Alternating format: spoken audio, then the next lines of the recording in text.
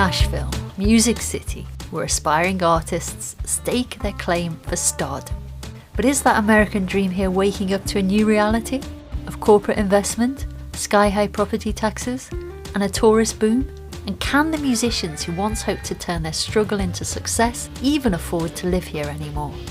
Nashville's always been an affordable place for musicians to get their start. And I worry that we're losing that affordability, and I find myself wondering how many Garth Brooks out there are not going to make it and are not going to come out and grace us with their music because they couldn't come here in the first place, because they couldn't afford to be here. I remember when I first moved here and people would spend $300 to crash on their friend's couch or room, and now we're talking $2,000, $3,000, $4,000 a month to live.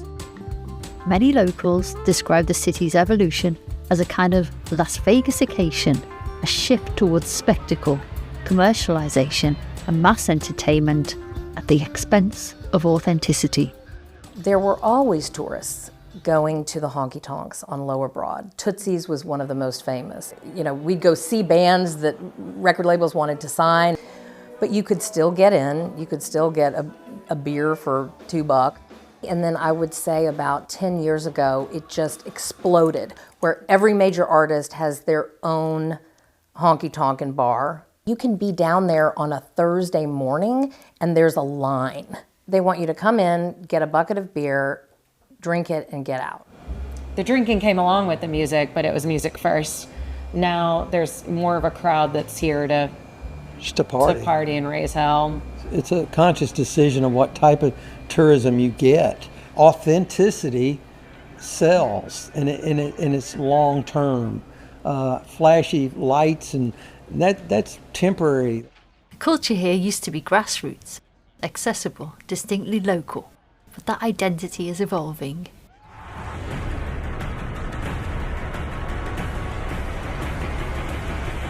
The show Nashville, which, you know, that became not only nationally popular but internationally popular, drove this kind of new wave of tourism. So you have the corporate travel, the convention travel that was fueled by the new convention center, and then you have the individual travel and, you know, kind of us shifting to be called the bachelorette capital of the world. You gotta have the tourist dollars, but there's a way to take in tourism money and then reinvest it in the community. We had about 11 billion in visitor spending in 2024.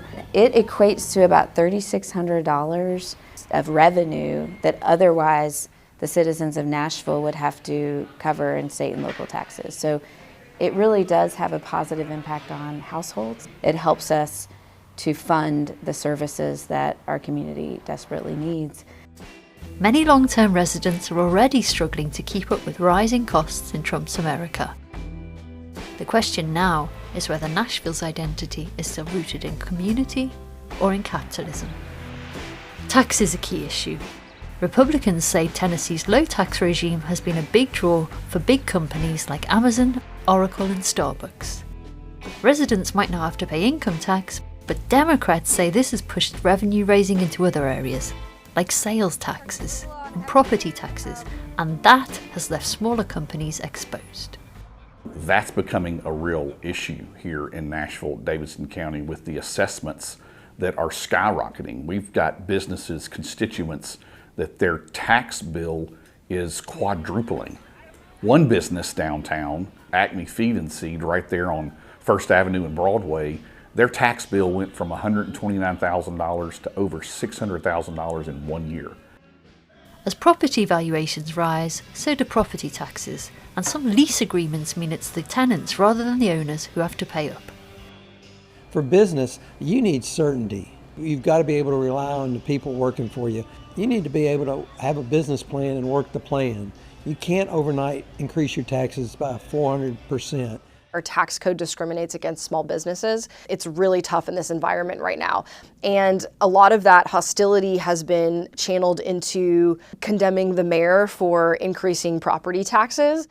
The period from 2021 to 2025 just saw a leap in property values countywide like we haven't seen since I can recall. That's a challenge, and it's the only way we can operate a city in the state of Tennessee and the United States, is that Property taxes are the largest portion of the revenue that we have to keep our parks and libraries open, to fund our schools, to fund our police. The construction of the new football stadium has also raised tensions. They're building a new stadium over there, a covered dome stadium. It's subsidized by the city. Oracle's building a big campus over there.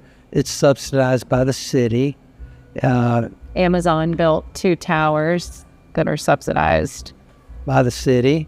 I know there's been tension around the stadium and kind of the push and pull of tourism versus locals, and it's something we see play out in a number of places. There's kind of this tourist versus local that starts to happen, and I want to see it as a both and, not an either or. We can be investing in our schools and our teachers and our affordability, but also building state-of-the-art buildings that draw people in to help pay some of those bills.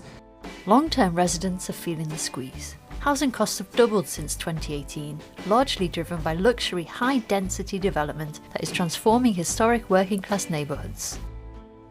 Several of our artists in the past 5 years have moved back to their hometowns just because they couldn't afford to live here anymore. So people are coming to Tennessee because of the low tax, the low regulation. There's no state income tax. We are a low tax state for multinational corporations and the rich, and we are a high tax state for working families. Our tax code inevitably allows multinational corporations like FedEx, Amazon, and Google to muscle their way out of paying taxes, whereas like small business owners, including Acme, they are paying a higher effective tax rate than the largest companies in this country. They're driving people out while trying to recruit people left and right to be in the downtown area. The policies they're putting in place are pushing them out. Things that can be done by city and community, and an example that we have actually done here in Nashville is creating housing that provides subsidized housing for artists and musicians. The challenge now is not just sustaining economic momentum, but making sure the songwriters, performers and creatives who define Nashville's global brand can continue to live, work and thrive in the city they help put on the map. You can't take these things for granted. That's what we've learned over the years, is you can't just assume that Music City brand will be protected when it's becoming harder and harder for musicians and artists to live here. And it's really, it is bigger than just the city. It's really a state council, a city problem. And they have to get together to create a grander vision of where we're trying to go and all work together to execute that vision. The mayor can't do it on his own. The state can't do it on their own. Council can't do it on their own. And there's just been a total lack of communication or vision in how we make sure to protect this. From honky-tonks to high-rises, Nashville's evolution tells a story of growth, opportunity and unintended consequences. As the city continues to expand, the challenge is clear: to preserve its cultural identity and ensure that prosperity is shared. Because in Nashville, music isn't just an industry, it's the foundation of everything.